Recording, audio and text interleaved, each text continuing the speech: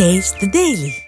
கிருஷ்ணகிரி மாவட்டம் ஓசூர் அருகே சுமார் 9 லட்சம் ரூபாய் மின் கட்டணம் செலுத்துமாறு வந்த குறுஞ்செய்தியால் அதிர்ச்சி அடைந்த விவசாயி இது தொடர்பாக மின்வாரிய அலுவலகத்தில் புகார் அளித்துள்ளார்.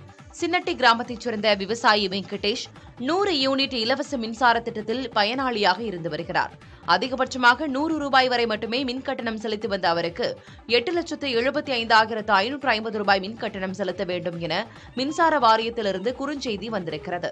அதிர்ச்சி அடைந்த வெங்கடேஷ் இது தொடர்பாக உதவி மின் பொறியாளர் அலுவலகத்தில் புகார் அளித்துள்ளார். இதுகுறித்து ஓசூர் கோட்ட மின்சார வாரிய செயற்பொறியாளரை தொடர்பு கொண்டு கேட்டபோது கணினியில் தவறான ரீடிங் பதிவு செய்யப்பட்டுவிட்டதாகவும் விரைவில் அது சரி செய்யப்படும் என்று விளக்கமளித்தார்.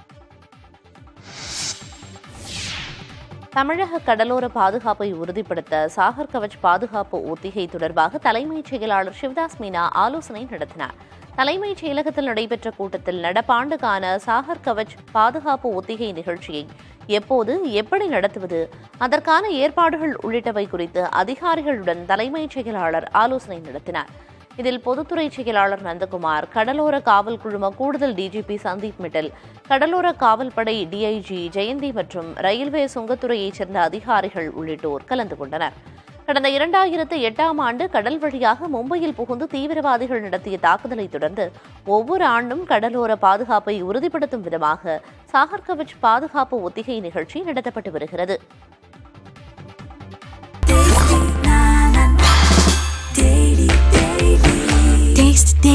Taste the Daily.